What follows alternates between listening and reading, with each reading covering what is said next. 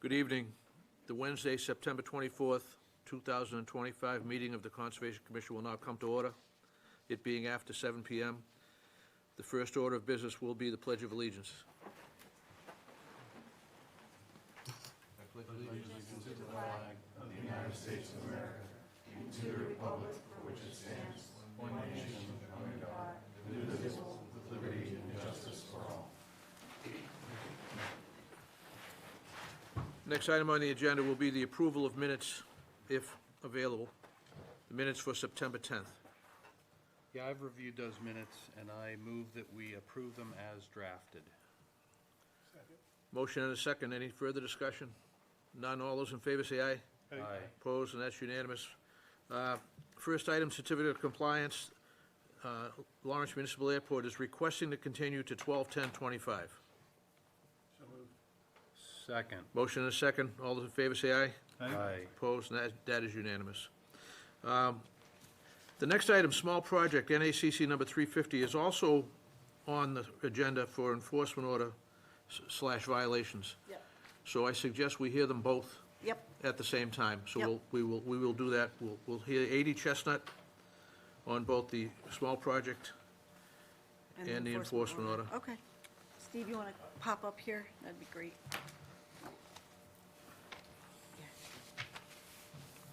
So this is Steve Arsenal. He's the general contractor for the homeowner. He's been shepherding the whole rehab of the house and everything, and also dealing with the directives of the enforcement order. So we'll start with that. So the enforcement order was for unauthorized tree and brush removal within the 25-foot no disturb zone. We required them to engage a wetland consultant to delineate the wetland and prepare a replanting plan, which the commission approved, and it was executed before the September 15th deadline. All trash has been removed from the wetland, and wood chips gone from the 25. It's been seeded. So right now, we just need the plants to receive lots of watering and care. It'll be monitored for 2 years. So that's where we're at with the enforcement order. So they've followed the directives, and we're in the monitoring phase now. So the planting has been completed? Yes, And you've reviewed the planting? yes, and it looks good. Yep. And was there a waiver required for the planting, or was it just No, it was directive to restore. straight through a restoration plan? Yes, yep. All right. So, no action needed for the enforcement order. We're going to leave it in place and allow for the 2 growing seasons and monitoring. So, that's that, unless you have questions. So you're satisfied with the planting? Yes. All right, let me see if, any questions on the restoration plan? Yeah, Maybe? I'm in total favor of the direction of the project and the plantings to restore the area. I think procedurally, the small project might not be the right mechanism. It's It's a totally different phase of the project. So, we're just dealing with the impact that happened to the wetland and the 25, and we're in good stead with that. And so, when they first came before us with the violation, the commission was made aware that there was going to be a pool project, fencing, and some lawn rehab down the road. And so, once we got past addressing the directives of the enforcement order, we can move forward with reviewing work that is 50 feet or greater from the wetland, which is... I So- guess where I'm confused is the plan prepared by Leo White, professional land surveyor, proposes plantings inside the 25-foot buffer zone. That was the enforcement order requirement. That was restoration for cutting that was unauthorized. Okay, so then the small project is for, Lawn rehab and a fence that is 50 feet and greater from the wetland. and is that spelled out anywhere on plans or Yes. drawings or anything? Yep, I'm not seeing that. Correct me if I'm wrong, we're just talking about the enforcement order stuff in this round of discussion? We're talking about both. We're talking about it's the So same, this- same The small parcel. project is attached Yeah. at the end of the 80 Chestnut email that I sent you. Very last page. Last three, 4 pages.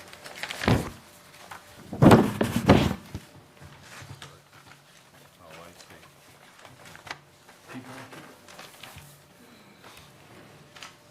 Area you're established. I got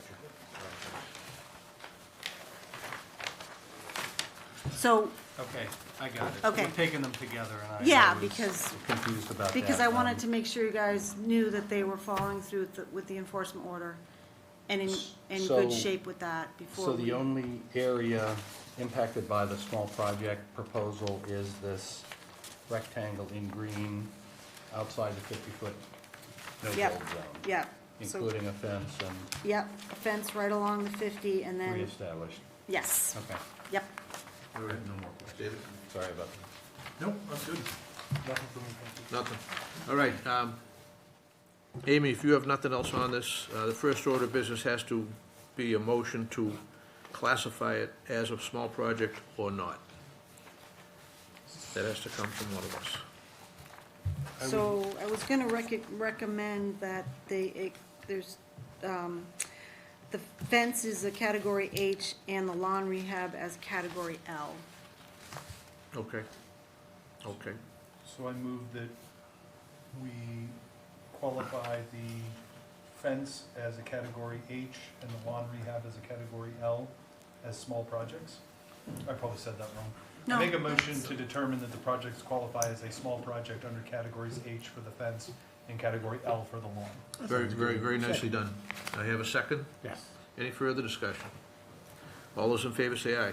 Aye. Opposed, and that's unanimous. Great, thanks, And with Steve. regard to the enforcement order, We will table it and let it ride for the 2 growing seasons. so the enforcement order will remain in force for 2 growing 2 seasons? full growing seasons, Right, yep, and that's all set, that requires no action? right, Okay, very good. right. So I'll get the permit to you, if not late this week, early next, and then there's gonna be a pre-construction requirement with erosion control, so, So Okay. wait till the burn before I start anything? yeah, Okay. yeah. What about that brush there? Can I take that out or just wait till I get the Just permit? wait, so we Okay. can get the erosion control No. in, but we'll, I'll wait till I we can talk do it to you next before I week. do anything. Okay, great. All right, thank All you. right, thank you very much. Have a good night. All right, I'm gonna take something a little bit out of order here. There's one, under notices of intent, 989 Salem Street, is requesting to continue to 10/8/25. So moved. Motion? Motion and second. All those in favor say aye. Aye. Opposed, and that's unanimous. That stands as continued. Back to request for modification, 242-1855, 56 Abbott Street, Capabianco. Request for a modification. How are you? Good evening.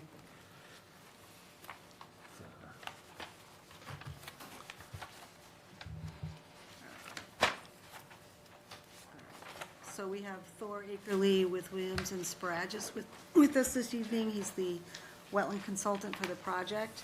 I'll just give a quick recap of what this order covers.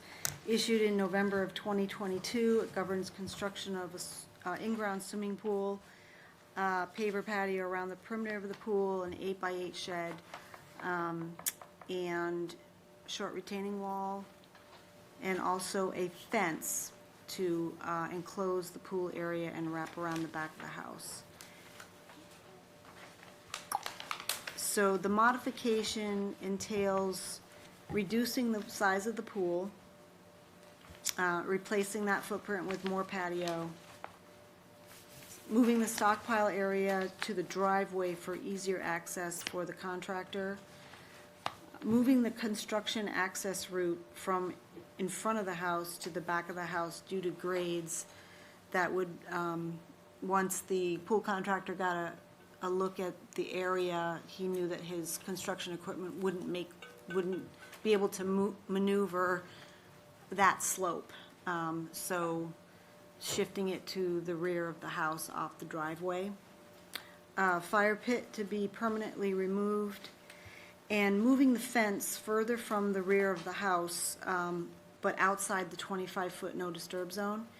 Once the pool and fence contractor was looking at that, it was originally like within a couple of feet of the deck, so that you'd be going down the deck, and then you'd have like 2 feet to walk between the deck and the fence to get to the pool. So it's really very not practical at all. So, and it would cut them off from use of their yard, which is split between the 25 and the 50.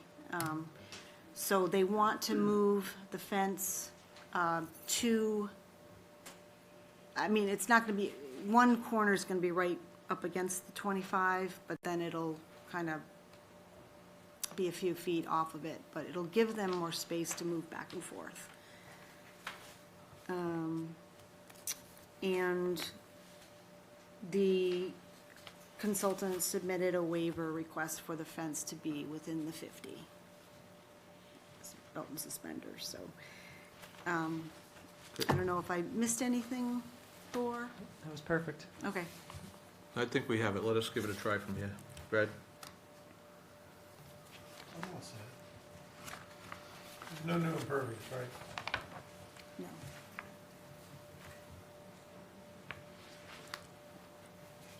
You still up or you done? I'm speaking into the mic again. There's no new impervious, I'm all set. Attaboy. I'll never learn. Just know that. You will. We'll work on you. There's just some things that don't go in. All right, buddy. All right. Jack? Okay, so this pushes the fence closer toward the 25-foot no disturb zone, correct? That's correct. Okay, by several feet, it seems. Yeah, number of feet. 15 feet or so. Yeah. 15 feet, yeah. Okay, I have a question, I guess, for you, Amy, or Alexis. Is this a good lot for planting, restorative plantings? Maybe restore some of this buffer zone? Because we bent a little bit to get the 50-foot, to get the fence Yeah, just inside the 50-foot. Now it's going a lot further. And Yep. Typically, we right. would want something like that at the very least. How's the site look? It's, it's lawn up until this edge of disturbed, and then there's woods, so, maybe, a strip of planting right up against the edge of the lawn here, perhaps? So the fence would be on lawn, right? Correct. Fences and lawn, yep, And the lawn goes into the 25-foot no a little disturb. bit, yeah. But that's been historic. Yep. I'm sure they both bought it that way.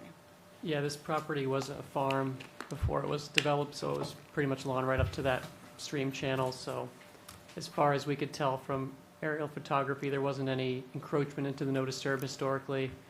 We would definitely propose mitigation if we were putting a structure in the 50. I think with the fence, we historically haven't. I know we've done a few waiver requests where we have done fences in the 50. I know the regulations say it's a structure, but if there is a strong desire from the commission, we can do that. I'm glad you bring that up, because that's a topic that our bylaw subcommittee is talking about, and there's discussion to amend that bylaw accordingly. Some of us don't consider a fence to be a structure at all. This commission has routinely given orders of conditions that direct the construction of stone walls at the 25 to delineate the 25 from the 50. Much of our discussion has centered around fences. Personally, I don't consider a fence a structure. I consider it a boundary. I'm hopeful that we get the bylaw corrected sooner rather than later. So if that helps at all. Go ahead. Well, Jack, are you? I am. Okay. Yeah, I'm all set. No, I think the clarification that the fence is gonna be on what is existing wall and outside the 25 works for me. I'm all set, thank you. So is it a motion to grant? Oh, Yeah, sorry. I'm just trying to decide if we need any further discussion. I don't think, are we on the same page here? You want to hear from, ask if everybody's here. Well, Abutters. it's not a public It's- hearing. Yes, there's no. So we don't there's no- have there's- to. the- Then If you're trying to extend the movie, the meeting, we can do that, but We could, but I'm just gonna go ahead and say, move that we grant the request for modification for 56 Abbott Street, 242-1855. Second. is that motion to request it as drafted? As drafted, yes. Motion to grant as drafted. Any further discussion? Still a second. I have a motion and a second. Any further discussion? None. All those in favor say aye. Aye. Opposed, and that's unanimous. The modification is granted. Great. Thank you. Thanks, Thor, appreciate it.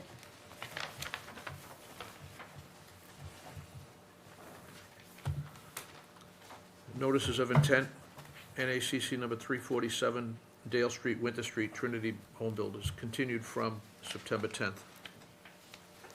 Alrighty, so at the last hearing, the only outstanding issue was waiting for the Board of Health approval, and we have that in place. And we're good. I mean, that's the only thing we were waiting for, so we can close an issue, and I have a draft decision tonight. All the boxes are checked. Yes. Okay. All set. Jack, No questions. All set, thank you. ready for a motion? I move that we close this hearing and issue of order conditions for Dale Street, Winter Street, NACC 347. Second. Motion and a second. Any further discussion? None. All those in favor say aye. Aye. Opposed, and that's unanimous. It's closed.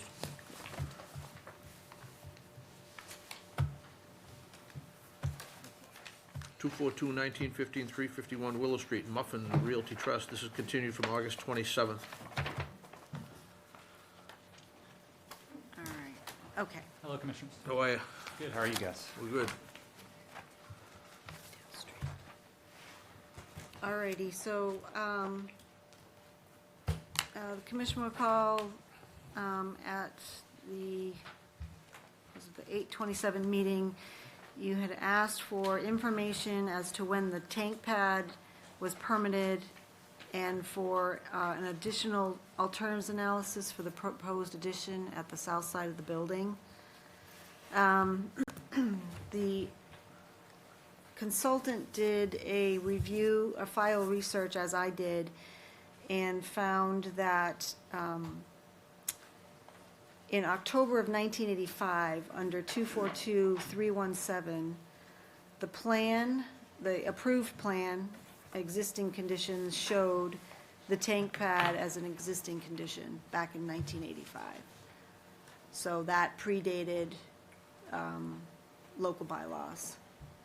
And then it just continued. I mean, I think it was there, so it's been on plans ever since other permitting activities have gone on. So they also provided an alternatives plan that shows, I think, four different alternative locations for the addition, and explanation as to why those alternatives were rejected. And then revisions to the planting plan, just to show clearly what was previously approved under old orders of conditions that needed to be replanted, and then what mitigation for this project is proposed. So, I have colored plan. So here's the addition. And so the blue represents previous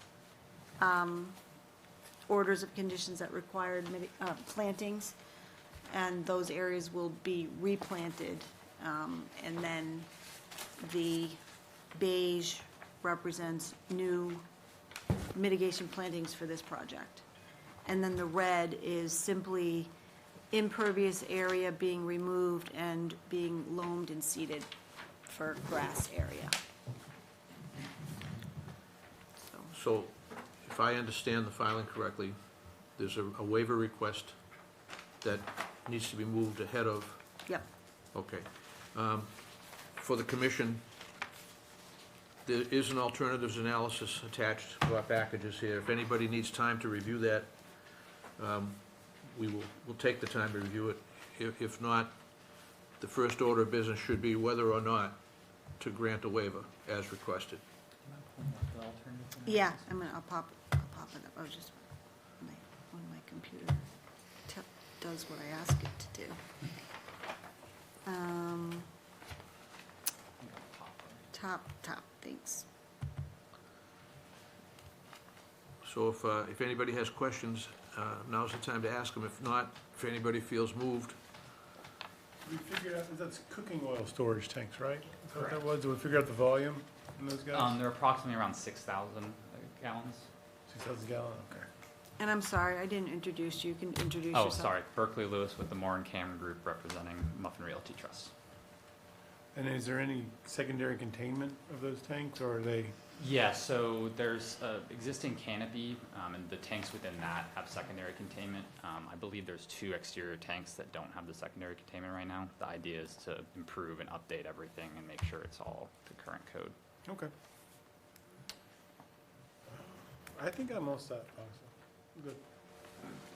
Yeah, we discussed this last meeting, and I guess my only question is, it looks like there will not be any vehicle access around the south side of this site, where the work is proposed. Is there vehicle access around the building on that side? No, just where it stops short for the addition. And then it wraps around on that west side of the building as well. Right, where the parking is. Yeah, But it's- on the west side as well too. It kind of comes around. Oh, I'm sorry. Oh, yeah. So this south side basically becomes inaccessible to larger vehicles? I guess, yeah, just the center really, because they do have fire access on that west side Yeah. to about that extension. Okay. I have no more questions. David, I have no questions, sir. No questions, thank you. okay. At this time, if there are any abutters or neighbors who would like to speak, I see one hand. I invite you to the podium.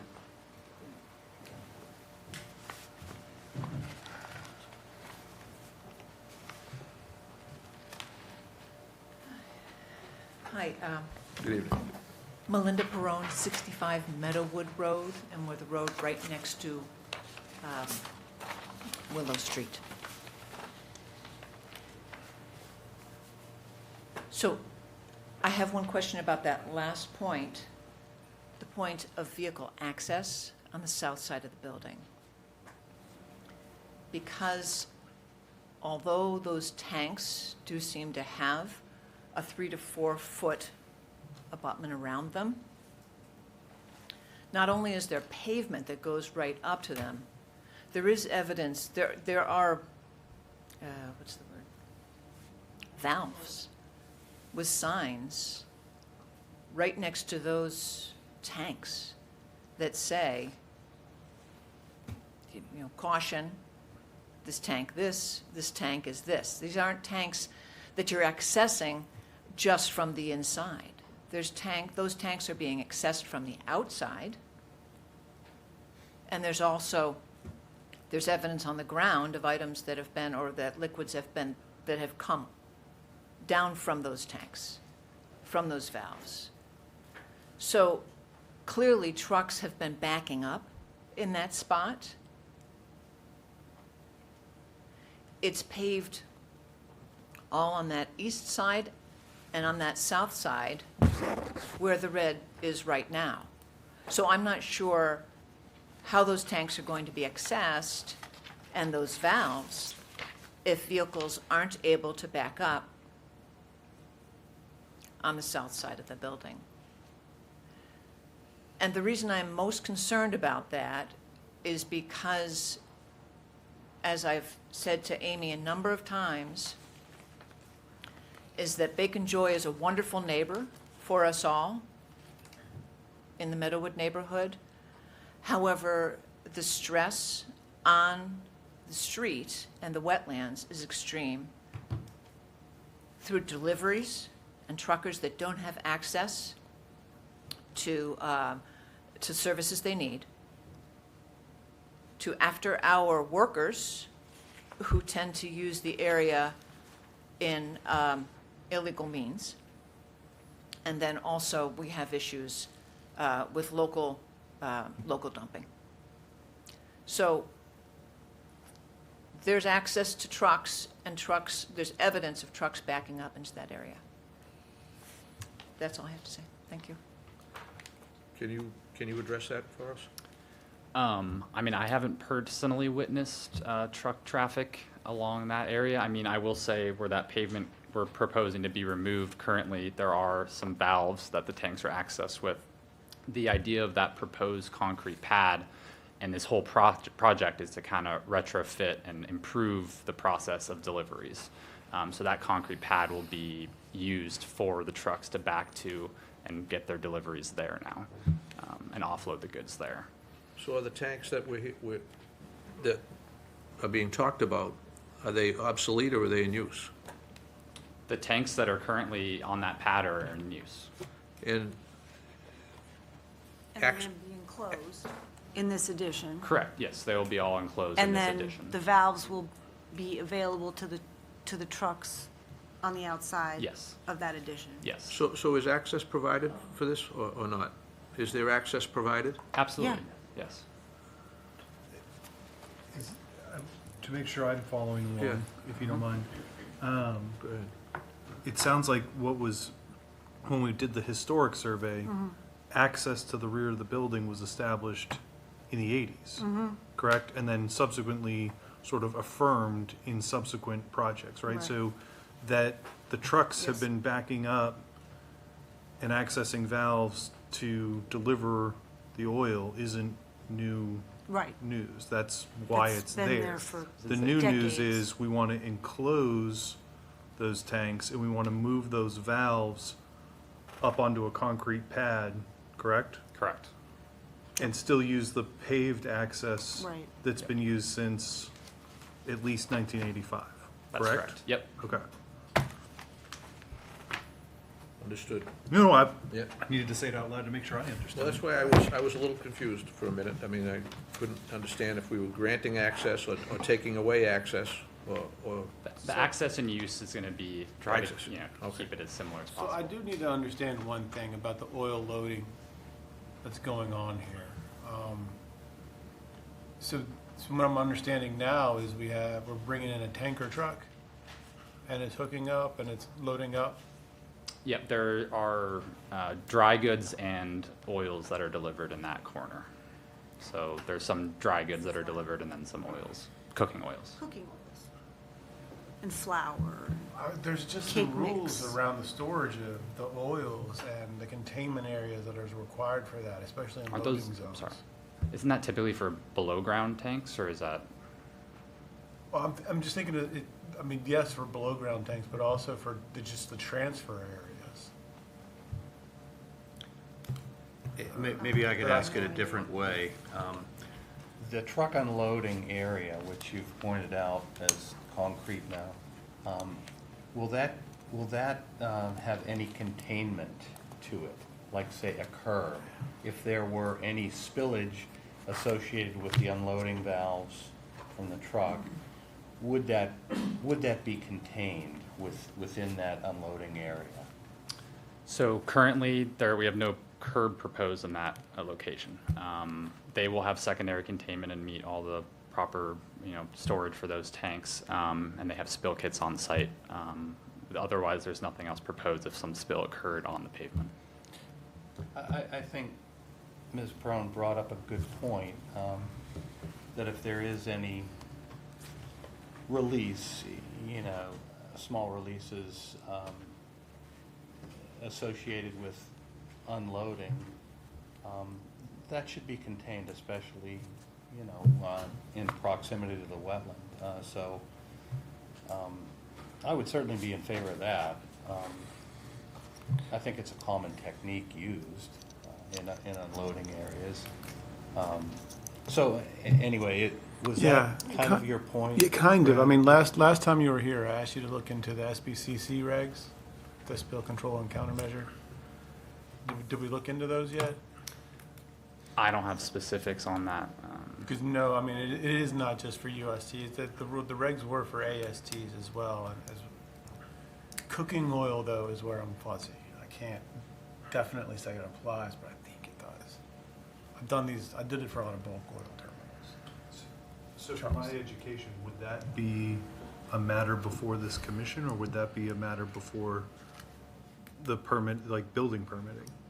It should be under building permitting, but the fact that it is Well, it has to come happening, back to us. No, I'm just the asking, fact that it's happening within the resource area is what, gives us. Yep. Because what it is, us, is it is a point source. A LUPL? So if we need more information from the applicant, specifically, it's up to us to tell him what we want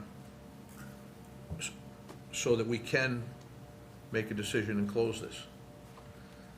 If I'm hearing questions, are you looking for containment? Are you looking for a further modification to the? Well, Brad touched on it a little earlier. He said that, and in our discussion last meeting, we did ask for containment and containment facilities that are proposed to contain, you know, any spillage. And we were focusing primarily on the tanks, and I think they answered that question. That the unloading area,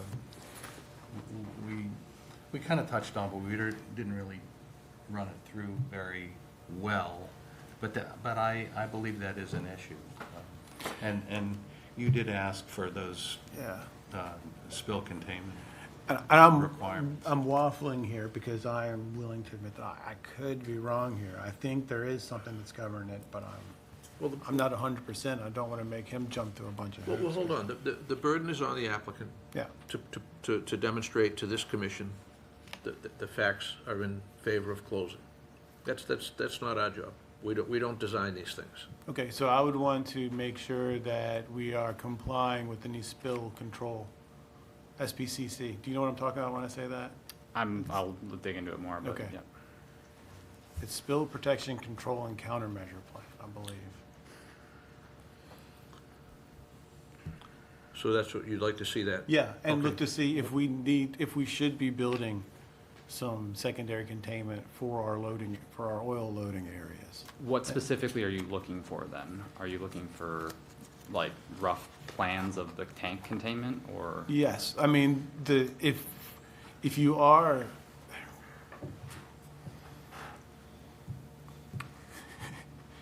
so we have no jurisdiction to ask you to fill out the SPCC plan, but somebody does. Well, But we do have the purview to ask you to do proper secondary containment in that area. What that is, I don't know right now. But I think I need to go find out. I need to do my research before we meet again, and I'd ask you to look into it as well. okay. Jack, All set. David? yeah, I'm all set. I'm all set. Thank you. All right. As far as the alternative plans, and I'm fine with where it is, and you have historic use to it, but I just want to make sure we're kind of protected here from any spills. Those are some pretty good tanks you got. Understood. Amy? So we want the SPCC framework for that. Yes, I And want do to we- see if cooking oil is indeed included in the spill containment. If it is, I think it is. I had to do it in bio. Then we want to see containment on the outside. So then, yes, we would want, Okay. I would want to see protection measures that are required in an SPCC, which is going to be containment for like however fast a pump is on the pump truck and reaction time. There's a math to it. It's easy. Amy, may I ask one additional question? Sure, if you go up to the podium, you can, absolutely. I don't want the producer to go crazy if you're not up there. So if this was a no disturb zone, and there was permission for the tank pad to be put up, was there permission for delivery to be made in that additional asphalt area south of the tank pad?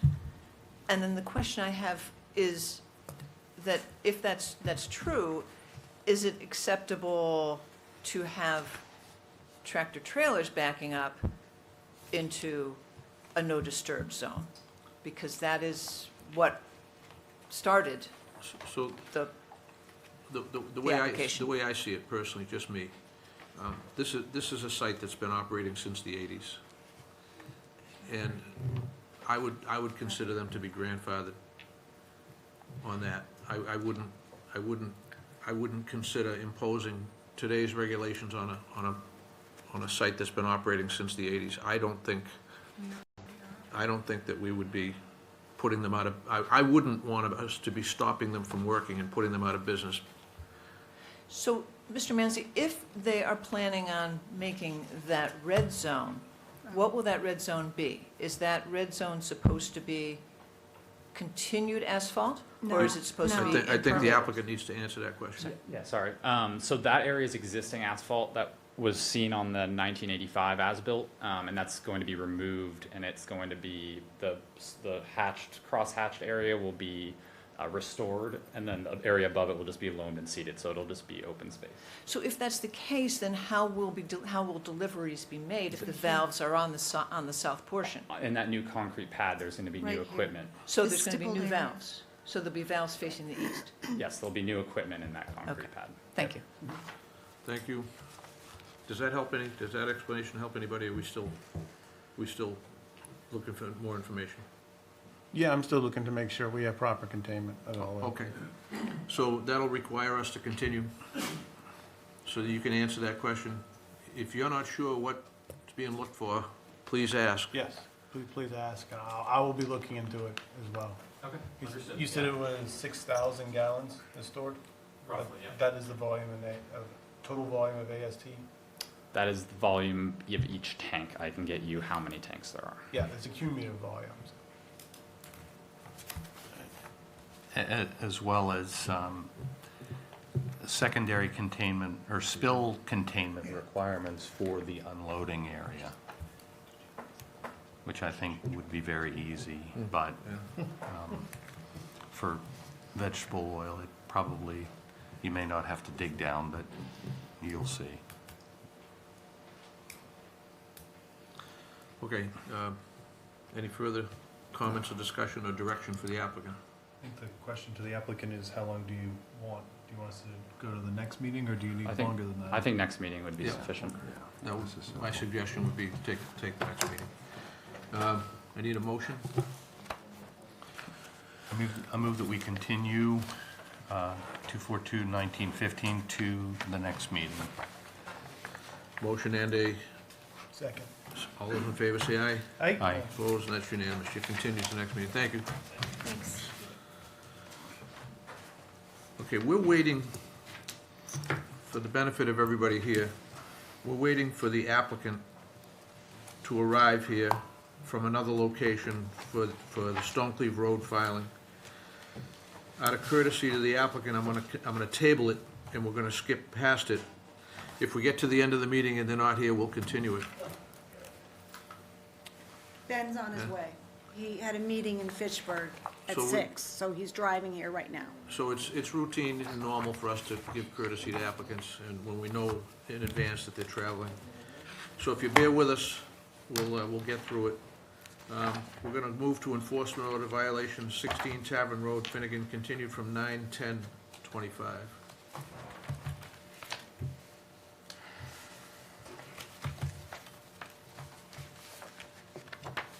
Alrighty. So the applicant and his consultant could not make this meeting. but in consultation with the chair, it was agreed that I would present their proposal, and if you needed their attendance, we could continue to the to the October 8th meeting. So I'll just run through it. So the consultant, Bill Manuel, delineated the wetlands on the property. The edge of the wetland is shown here in the red dotted. So in between the red dots is the wetland. So you can see that it takes up almost half of the property and a bunch of the yard, historic yard. This house was built in 1946. So I didn't think like requiring them to replant that entire wetland was practical or fair. So what we sort of discussed was have the applicant and Bill Manuel to look at the area and choose an area that makes sense to do a replanting plan. So they have chosen an area that's about 5 by 40 between wetland flags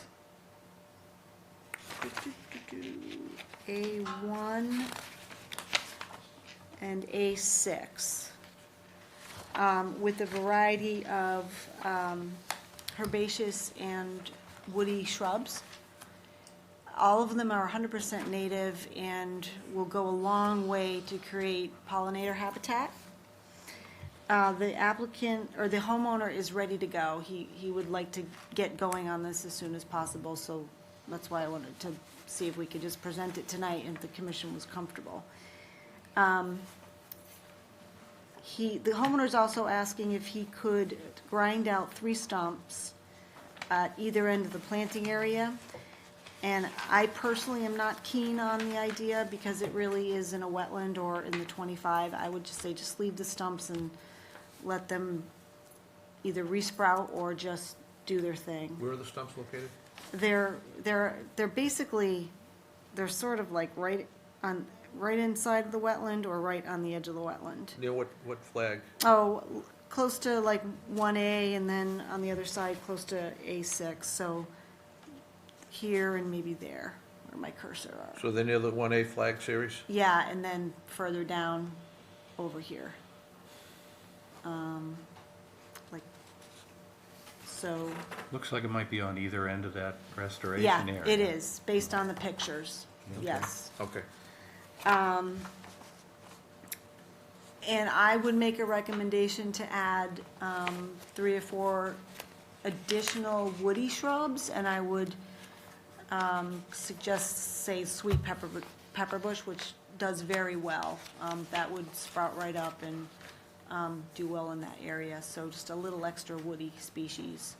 And my recommendation would be to issue a formal enforcement order, and I have the nuts and bolts of an enforcement order here in your recommendations, with a deadline of May 31st, 2026 for it to be completely completed. Installing wetland markers in front of the planted area and monitoring the restoration plantings for 2 full growing seasons by the wetland consultant with a 75% overall survivorship. And then wetland consultant submitting a yearly monitoring report. And then after that, we would place it on an agenda for review. Okay. So the entire project centers around the restoration plan. Yes. You've been out to the site? Yep. You- Alexis and I you- both. You and Alexis have been out there, you understand the plan? Mm-hmm. Administratively, you approve this plan? I think it's very reasonable with my additions. Okay, let me Yep. get on the table. Do you have locations for those additional plantings that you're recommending? I think it might be like a field decision. You know, we can cluster up some of the herbaceous and then make room for 3 more shrubs. Okay, and, while you have while you have the aerial view of that, can you show us roughly where the edge of disturbance was, the cutting, edge of cutting?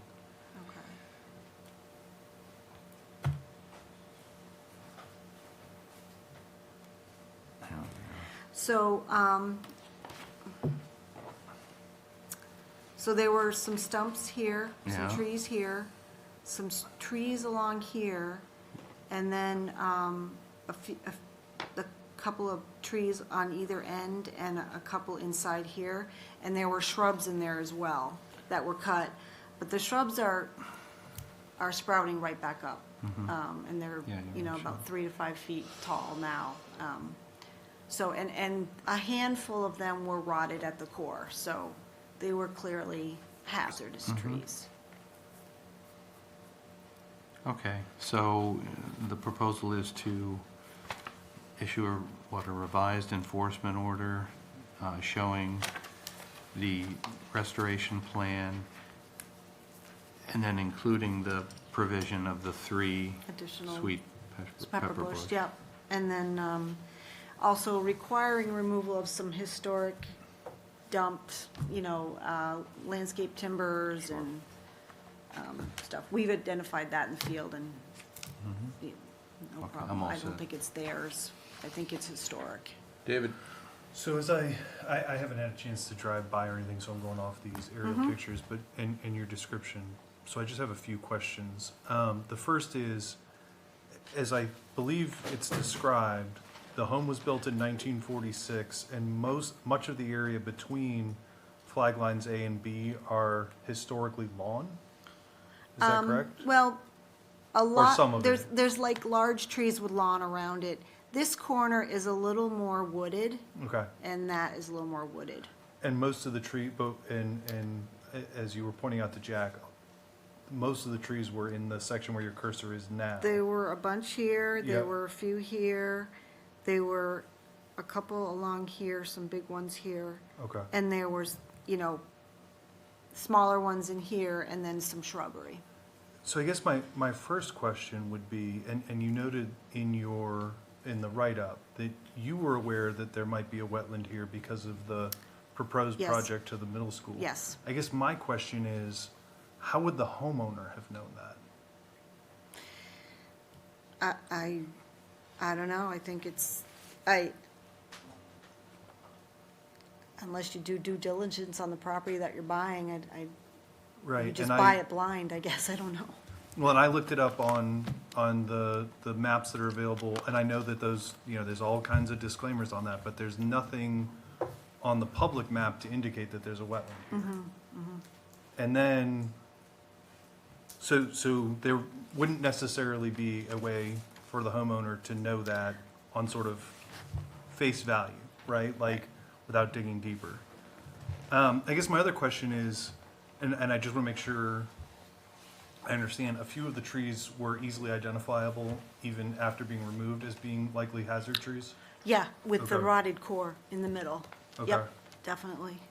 And have we been consistent in, like, what's our history around enforcement orders when it comes to the removal of hazard trees? I mean, is this a frequent occurrence that, I'm just looking at the gentlemen who are on the commission have seniority. You're referring to, The fact that they were, hazardous trees near, basically between two neighboring houses. so historically, I could tell you with great confidence that just about anybody that's ever come before this commission to remove a tree that's a threat to their house has been granted permission to remove the tree. Right. I can't think of any time we said, no, don't cut the tree if it was a threat to the house. If it's not a threat to the house and if it's in the 25-foot no disturb or the wetland, then there's a conversation. Yeah. But anything that's outside of the 50, again, it's just ask. That's a buildable area, it's upland. Yep. And Your point is well taken. How do you know, how should somebody know or should have known if they had a restriction? And it's reasonable to ask that question. It's also reasonable to say, well, there's been a lot of education programs that have been very public in this town in the past 20 years on what to do on your property, and we've been very strong in putting out mailers, handouts, saying, if you think they have something going on, call. Yeah. And you know, we don't punish or penalize for calling. But I understand your point. It's not lost on me. Yeah. Because it comes down to, that's the standard. You either knew or should have known. Oh, yeah, ignorance of the law is no excuse. And I'm not saying there's ignorance of the law here either. I'm just Yeah. saying that, you know, not everybody thinks that way, I guess, and it's just up to us to try to help them out. In this case here, I think what we're doing is we're helping. I don't see any penalty assessed anywhere.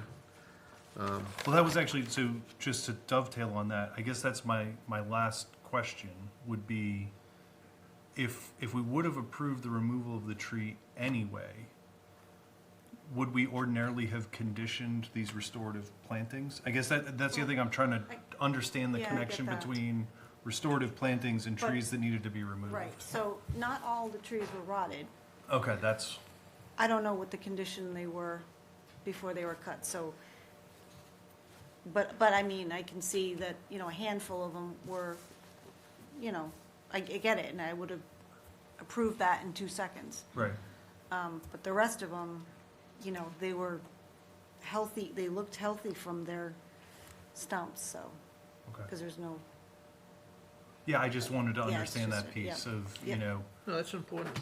That's an important question to ask, because we want to be reasonable, we want to be fair.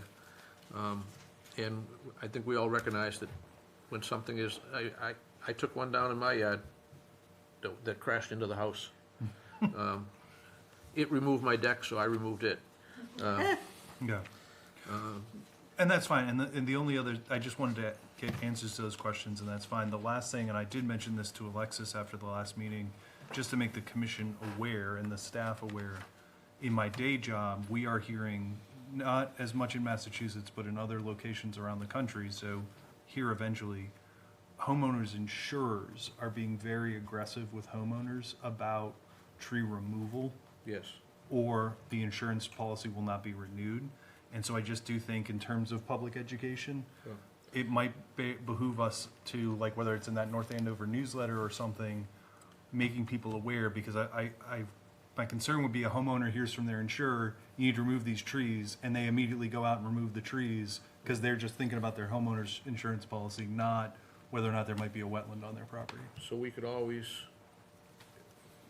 discuss how best to educate homeowners. Yeah. I don't know what the best way is. We used to put pamphlets in the mailboxes. I know I'm old school, but that's what we did. And everybody that got them, had a mailbox, read them. Not everybody that has a computer reads them. Right. right. So, it's just, Yeah, I guess. I'm it's a just thinking strategy. from a volume standpoint, you know, if homeowners start hearing that, they go on my map or whatever it's called, they don't Right. see a wetland, they remove Yeah. the trees, Yeah, they don't- then they're in front of yeah. us and they're like, I was just doing what our insurance company Yeah, told no, us to I do, get it. so Yep, just throwing that Right. out there. So we'll continue to be, So this wetland is not on Mass Mapper? no. No, A lot of wetland, a lot of them are. most of them, I don't think are. Bunch of them. I mean, yeah. It's a good place to start, but it's not, you can't rely on it, so so, we should restart the education program. okay. Give it a boot. All right, that's cool. That's, thank you. Thank you. Matt?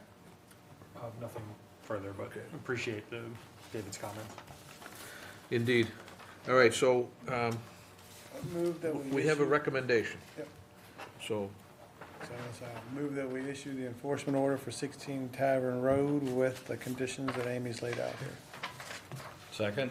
a motion and a second to issue the EO with the recommendations as spelled out on the pamphlet. Any further discussion on this? Do you have a, And discussed. say it again? And discussed. And discuss. Oh, and discussed, yes, indeed. All those in favor say aye. Aye. Opposed, that's unanimous. All right. I notice Mr. Osgood is present. Appreciate you being here. 242 XXX Stonecliff Road LSC is you. We're going to let Amy introduce the project, and then you can field any questions as they come in. Alrighty. All right, so this property totals 13.3 acres, and it's currently undeveloped and wooded. There is a gravel road within a 30-foot wide right-of-way easement that runs from Duncan Drive to the horse farm at 40 Duncan Drive, sort of in the upper east section of the property. The property has varied and undulating topography, and it contains 2 wetland systems, an isolated wetland along Stonecliff frontage containing a potential vernal pool, and a bordering vegetated wetland at the rear easterly end containing a certified vernal pool. The IVW at the front is subject to neighborhood dumping of yard waste, tree brush cuttings, trash, beer cans, bottles, etc. So cleaning of this area would be required under the order of conditions. The property is entirely within the Natural Heritage and Endangered Species Priority Habitat. I believe it's Blanding's turtle, but we haven't had their final recommendation letter yet. And the applicant had a pre-filing review with that agency, which indicated the need for undisturbed connection between the 2 wetlands. The NOI package is currently with Natural Heritage under formal review. The project will disturb approximately 3.59 acres with 3 new single-family houses, a 20-foot wide private roadway with cul-de-sac, individual septic systems and wells, and stormwater features that include catch basins, 3 detention and filtration basins. The plan set will include a water main connection, but it's going to have additional revisions, so it's pending, but we know we're going to have a water connection that is, Go to the 3rd page. oh, it's already there? Okay, there you go. There it is. Perfect. Alrighty. So, skirting the 100-foot buffer zone to the BBW to the east.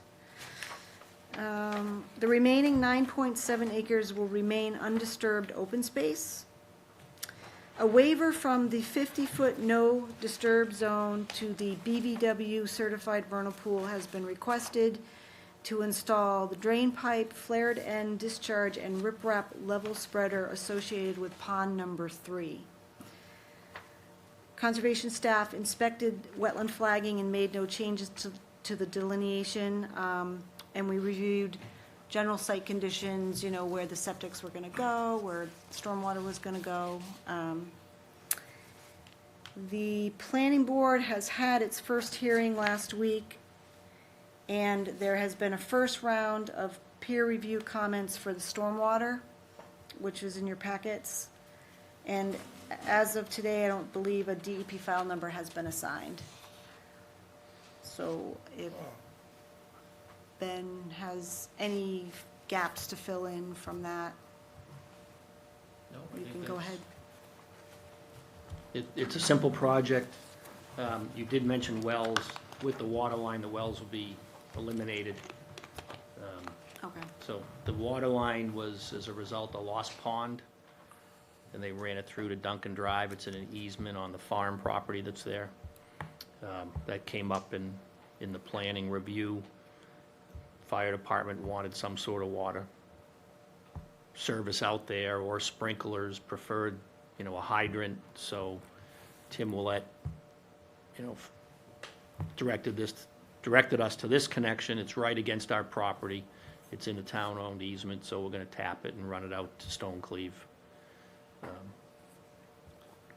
So just to the outlet of the pond where I'm asking for a waiver, so the driveway is right adjacent to our pond, and I just felt it would be, much better long-term erosion control to pipe the water under the driveway, spread it out. It's a wooded area there, there's a lot of cover. It's kind of flat, and I think it's a perfect place for the water to go and not cause erosion.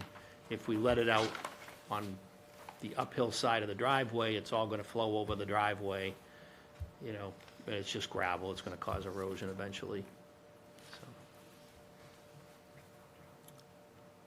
Let me see if anybody has any questions up to this point. Yep. Unless you have anything specific you want to reference. Nope, that's it. Okay. Let's, No DEP file number yet at all? Okay, and we're still waiting on comments, so I think I'm all set for now. okay. Yeah. Sure. So we do have the first round of comments from Horsley Witten in your packets, so Ben is responding. But you Those- have, are we those haven't in seen any reference to- response from you, right? No, I Not haven't from him. responded He's to in the those yet. midst. Yeah. I wanted to go through this meeting, we have most of the responses drafted. I wanted to go through, if there's any changes, I want to do one Sure. Package. set and send it into both boards. Understood. Mr. Mayor? Yeah, the variance you're requesting is, that's what I'm kind of focusing on. There's an alternatives analysis, Ben, that is going to be needed for this waiver request, and, the main emphasis of that is going to be, is it possible to discharge that water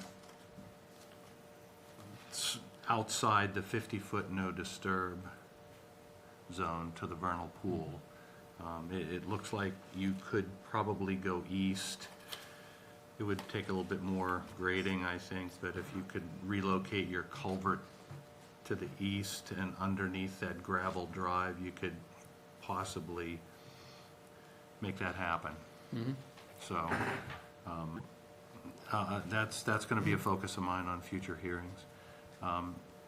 Natural heritage, I don't know what you're going to get from them, but that could probably, that could be your biggest curveball in this one. But, that's all I have. Okay. David, any questions or? No, sorry, I was just looking at trying to get my bearings as to what I was looking at. No further questions at this time. Thank you. Nothing at this time, thanks. So, we're early in the filing process, everybody understands that, and simultaneously, you're in front of the planning board as well. Horsley Witten is reviewing the stormwater or the entire filing, Amy? Stormwater. Stormwater, so stormwater's out for review right now? Yep. Okay. So, with respect to all the abutters and neighbors that came here tonight, if any of you have any questions or comments, I invite you to come up to the podium and ask. If not, no problem, this is only the first meeting.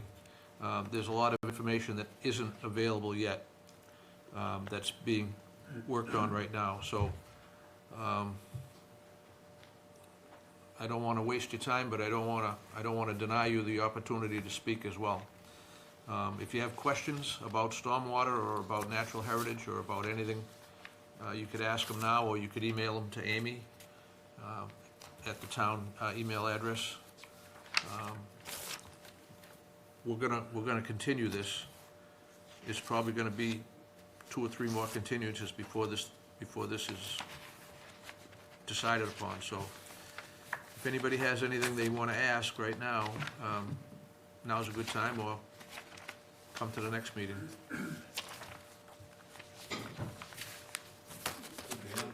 Come on up, sir.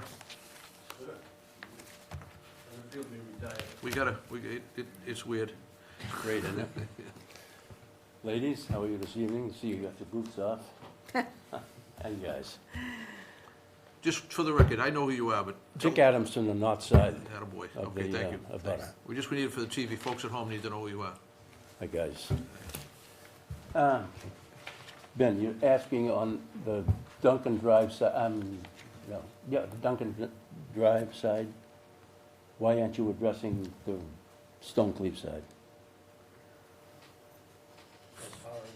Water? Water. Oh, the water comes out to Stone Cleave, that's where the Yeah, but you're hydrant. addressing the Duncan Drive side. Why aren't you addressing this side? That's where the connection's being made.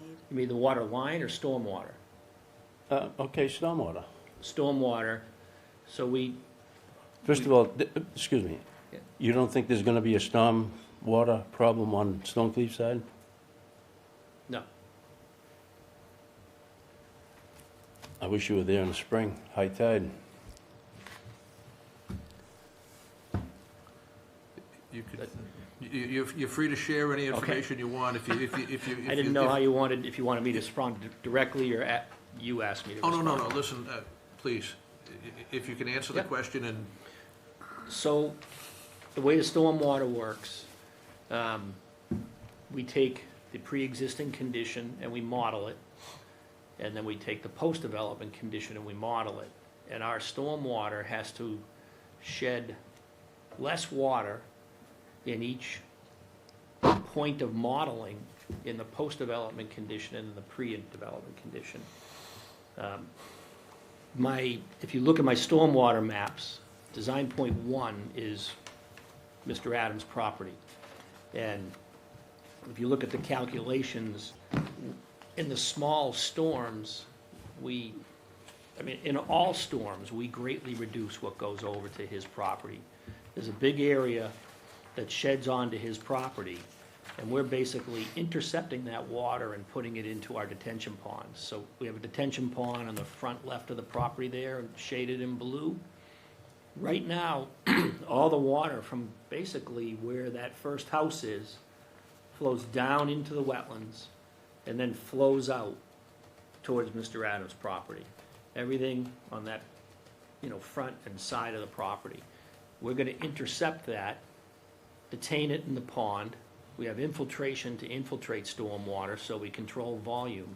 And then we're gonna connect it into the pipe system that exists in Stonecliff Road. Now, I was out there yesterday, Amy and I and Alexis. It was on the tip of my tongue. we're gonna get you a name tag. Those are the girls with the boots on. Oh, it is, he does have, Okay, That's all right. oh, boy. That's all right. So, there is a big area that presently flows right down onto his property. Yeah. And, I can't promise that his problem will be eliminated, because Would you as give me you a go hug down, instead? as you go down the road, not on TV, as we go down the road, there's no curbing, all the water from the road basically flows off into everybody's property. And he mentioned yesterday, the water doesn't go into the catch basins, and I can see it probably doesn't. There's not much we can do about, There's two that work, doing the road. the ones that I fixed. Right, there is a little bit, someone put a little trench when the subdivision was constructed, so that little wetlands goes into the catch basin out in the That- front that of the was me. property. So, And down at the foot of the street, I did the other one too. So at the end of the day, his design, the post-construction design cannot exceed the pre-construction design. I understand. Pre and post have I to match. understand now. And Ben knows it, and I know you understand it. I would encourage everybody to wait for the review from Horst and Witten, because that'll be likely 90% of the project, I think. The natural heritage and the vernal pool, it is what it is. That doesn't change. Whatever they say it is what it is. And we'll have to deal with it with setbacks and see if it prevents any construction or not. We don't know. Well, I've been using that property for 50 years. Yes, I've also cut the grass on Stonecliff for 50 years. yes, I've also farmed it right. for 50 years. Where you're putting these dwellings is the worst part of their land. You could move it up further. Ben, you with me? I'd like to know why you can't use the best part of that property. What's the best Or is it that you're gonna look for another easement off of Duncan Drive? no, there'll be You Where have the store- frontage on Duncan Drive, is that correct? it's cut off by a wetland, but we're not, Yeah, okay, go ahead, I'm we sorry. do have frontage. But this plan, all of that white area that is not developed will have a development restriction. So that's part of, But it can be developed. it can be right now if we propose it, but we don't propose that. We're trying to do a cluster subdivision, which, keeps land, open and, unobstructed by development. Well, as I stated to the planning board, the footprint of all those houses, your septic systems, your hot top, the cul-de-sac, all of that looks like a big funnel to me, excuse me, coming out to Stonecliff. So I will say Now, that, I'll further this.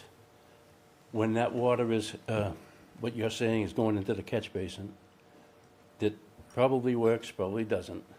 It's gonna go downstream, correct? correct, Down a Mosquito Ocean, yep. right? Oh, did you girls get a chance to get down to see the water level today, yesterday? No, Double down, I'll take you down tomorrow. But anyway, we had other engagements after that. sorry. That's okay. But a flash flood, let's say, that funnel is gonna put everything into the street drain, whatever, going down the street. The guy that owns 178 Stonecliff will probably go underwater with a flash flood. And I think with that funnel that you're building there that's what's gonna happen. Who presently owns the property? Adams Okay. is a trust. Okay. Out of the respect of the family, the survivors of the Adams family, I won't pursue the fact that I've used that property for 50 years, maintained Stonecliff, cutting the grass and everything. I'm gonna not go there. There's a win for you, Ben. Big win, right? You know what I'm talking about. I don't know what your family relationship is. So let's keep this, let's Yeah, keep this about is not wetlands. wetlands related at all. Wetlands, I just gave him a protection. win, Al. I just gave him a big win. Okay, I appreciate it, and I understand, and I respect your opinion, but we gotta circle back to the wetland flags and I'm move with on. you. I'm with you. So if I could Sorry for the clarify, inconvenience. it sounds like there's some concerns with stormwater pond number 1. Is that I'm is concerned that about correct? the retention ponds that he's putting right next to my driveway. Eventually, they're gonna fill. So that's out for review now. Understand? Yes, I just so- wanna bring it up. I would be interested in seeing how the review reflects upon those ponds. It will tell us if your fears are correct or not. There is a minimum distance to property lines for infiltration practices, so. We have some Hopefully the engineers, we review have a couple of this- good engineers on the For this committee. variance, Ben, excuse me, are you using the 3 lots on Stonecliff for frontage? No, it's not a typical lot You're plan. you're leaving It's a- 6 and 7 open? It appears They're that gonna it's open. disappear. They're gonna disappear. With a house on it? This will all be combined as one property. Wasn't this covered at the planning board meeting? Mm-hmm. Yeah, so this Yeah. is not really related to no, wetlands, so we I got really it. need to move it along. I rest my case. Thank you for your Th- time. th- Thank you So- for speaking. Slightly to his point, though, at the end of the road where we come down to Stonecliff, are we just coming a straight grade right on down to the Stonecliff? Or are we gonna have, what is the, country drainage or curb and gutter for Stonecliff? Curb and gutter. Curb and gutter? Yeah, Okay. well, curbing. Don't really put, Oh, okay, so but it's there'll be already, curbing, and then there's 2 catch basins right at the end of the road. Mhm. And there's a pitch back from the edge of Stonecliff to the catch basins. Okay. So I guess, I forget our gentleman's name, but efficiency calculations for those last 2 inlets, you know what I'm talking about? Yep. We'll want to see that, that way we can prove without a shadow of a doubt we're not sending a funnel down the street, as he says.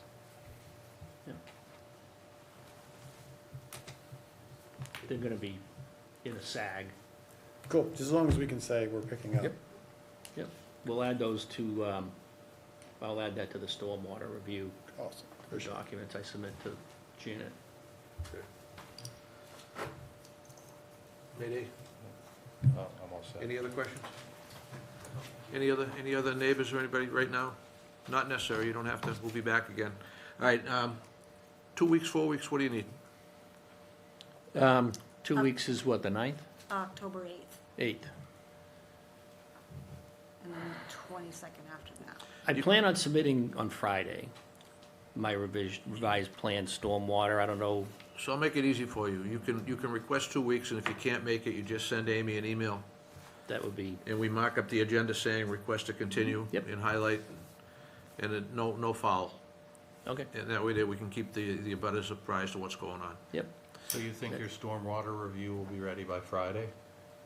My Storm response responses, yeah. is ready by Friday. Yeah, great, all right, Yeah, great. I've already got them all done. It's just I was waiting to come to this meeting. I Yep. might tweak an outlet or something. Sure. So you're gonna respond, but then Horsley Witten? is that Horsley what- Horsley Witten. Witten. They're gonna need to review Review. and respond Yeah, yeah, again, there'll so be some that's back and very forth. unlikely to Yeah. happen. Always It is. may not happen. It may, the response, Yeah. the review wasn't really bad. A lot of typos in my report that I need to fix. When you cut and paste and you forget to change one word, Well, we'll mark you up for 2 weeks, that's fine. and that way there, you can always, you Yep. can move it around. Motion and a. Second. Motion and a second. Any further discussion? There being none, all those in favor say aye. Aye. Opposed, next unanimous. 2 weeks, thank you. Thank you. Thank you all. Please. Okay, I have new business, old business, am I right? I think That- so. Me too. 2025 hunting dates. That's just really FYI, Okay. October 6th is the start of archery season. archery. Yep. November 29th is the start of shotgun season. You just declaring this? No, it's, Those are. Shotgun season is the first 2 weeks in December.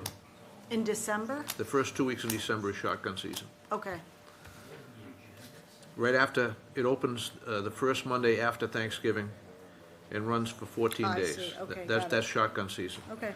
Obviously, land that we regulate, Yep. I don't know if there's, Well, it's mainly tied to Half Mile Hill, where we permit. so Half Mile Hill is Archery. archery, that's Yes, permitted. right. We have And other that's- parcels that we have jurisdiction on, that we, Allow all forms of hunting. Alexis and I walked one, Yep. James Swamp, right? James Swamp, great spot. It's probably the best hunting spot in town, actually, and the fewest people know about it. Really? Well, even if I described it to you, you'd need a parachute to get into it. One question I do have on that, Mr. Chairman. Sure. I know, for example, at James Swamp, there's like a kiosk. Yep. When you're walking into the trail. Do we put up anything alerting hikers that it's hunting season and they should be wearing blaze? Oh, Right now, at James Swamp So we should. specifically, it says that you're not allowed to hunt, which is something that we're, So that's a mistake. yeah, there's some like things that are we There need there to are some, work there are out. some errors and omissions that need to be. Where is this? James Swamp, over by Reynolds. Reynolds Fields. Soccer fields. Johnson Street. So I would strongly urge Mm-hmm. that we add during hunting season something in bright orange that says, Yep. it's hunting season, you should be wearing blaze if you're walking in the woods. Public service announcement, just for people Yep. that walk their dogs in the woods. Like Yep. me. That's, I would well, prefer. I hope you have a nice orange collar. I got lots. Yeah, boy, that'll work. All right, so anybody have any questions about the hunting dates?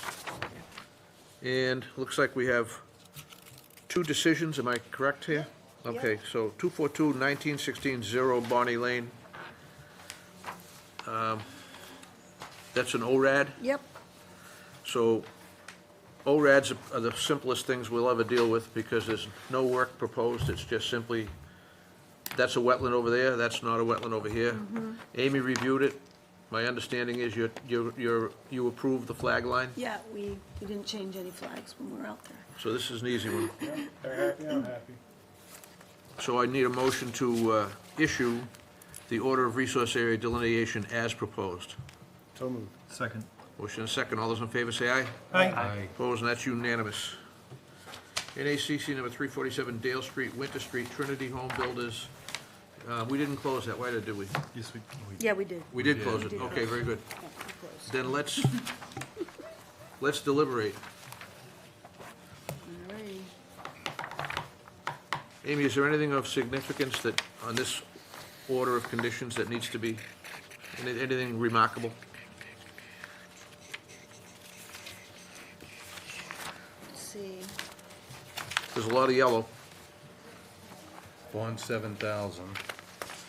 Yeah, 7,000. somewhat tangential question. Do we ever review like what, and this might be more for like the finance committee or somebody like that, but like bonds in versus bonds out? Like what's the balance? What's the? Yeah, So before Amy answers you, there are a lot of bonds that never get claimed. That's what I'm asking, yeah. yep. We have talked about this ad nauseum, and there has been no stomach on the part of the town to go after those bonds.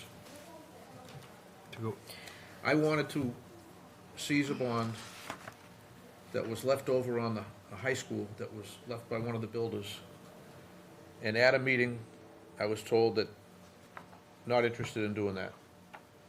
oh, I understand now. I see what you're saying. So if a builder Yeah, yeah. chooses to walk away from a project, not put in for a COC, not go after their bond, we can't make them. In fact, one of the places where we just did a recent site visit,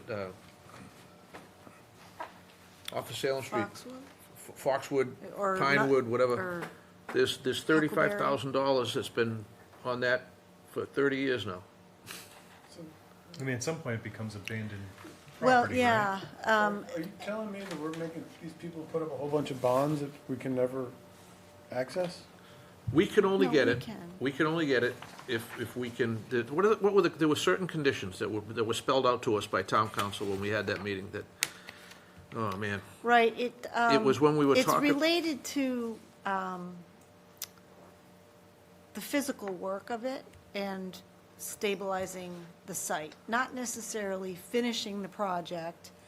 And the way things are worded, it's not necessarily being able to require bond seizure for as-built plans either. Because I wanted to initiate. makes sense. I wanted to initiate a seizure on that bond. Yeah. From the high To school. do the as-built plan, and that's To when do the, town and I was council told that weighed in that's. that money, if we took that money, it can't be used for that purpose. Yeah, There were right, only exactly. 2 or 3 Certain things- purposes it could be used for. So Yes. when you look at, just the same thing on Pinewood or Foxwood, Yeah. there's $35,000 sitting on the side there. There's also a replication area there. I think the only way we could go after that, based on what I was told, was if we were proposing to rebuild the replication area, then we could possibly go after the money for that purpose. But it's very limited Yeah. as to what we can do. There's got to be, well, there's a lot of money being held. And to get it back, for the applicant to get it back, they have to complete the COC. A lot of them say, nah, it'll cost me $100,000 to COC it, I've only got 30 grand there, forget it. And that's been what we've encountered. And the ability for the town to go get the money is so limited, so narrow, the scope is so narrow, that even the town has no stomach for going after it. Is it automatic if somebody gets a COC, we give them the bond back? It's Or they automatic. do they have Yes. to do something else? No, it's automatic. They just have to record the COC and Record the process COC, release. get the COC, record it, go to the town building and get a check the next day, with interest. Got it. And given that most of our orders of condition include a bond, Cash. right? We're- Yeah, We're obviously- I've got a half-baked question No, here I that I I'm mean, not. these No, are really, I'll I mean, the say ones that are we're not asking outstanding for are enough money. really old, are really old. Well, So- yeah, That's not been my experience, and I don't think that was Jen's experience when she was here. I mean, people are coming back for their money, but there's a balance of old ones. yeah. Yeah, okay. And Well- I know that town council is looking into adopting some mechanism to put everyone on notice that here's your money, see, you know, come and get it. And there's- Findmassmoney.com. Yeah, and then if it's, you know, if they don't within a certain time, then we It's can surrendered, claim yeah. it, but that's But at- town meeting and it's But at what point do we turn adopting- that money over to the AG's office? I don't know. Because that's where beyond my- every institution. But no, but I think it was keeping the money here in North Andover. It's, you know, it's adopting something per town meeting that gives us the ability to Yeah. say, it's our money if you don't go through this process. And we give them a window of time to do that process, and if they don't, then we can claim it. So, but I don't, that, Yeah, I get what you're that's saying. high level and What I'm I've not- never understood is findmassmoney.com gets all kinds of things from banks, insurance companies, you name it. Why is this money not go the same route? Well, I think it's the mechanism that we're holding it. Yeah, It's- it's- because it's tied to, yeah. It's not tied their to, money. yeah, It's not Right. abandoned property, it's. At some point it is. it is, but I think it's If the you mechanism posted that a bond 30 being years ago to held do by. a subdivision, and then 30 years later, you walked away from the subdivision, and the money's just sitting there, I think that's the very definition of abandoned property. Yeah, you'd have to ask a real lawyer. Anyway. I got no real lawyers answering up, I can ask an engineer. All right, how are we doing on this order of conditions? Everybody good with it? Yeah, and. Are you ready to And move circle it? back. Are you ready to move it, Dave? Sure, I will move the orders of condition for NACC number 347 Dale Street as drafted. Second. Motion and a second, all those in favor say aye. Aye. Opposed, and that's unanimous. We're ready to adjourn. Motion to adjourn. Second. All those in favor say aye. Aye. Opposed, and that's unanimous. We're adjourned.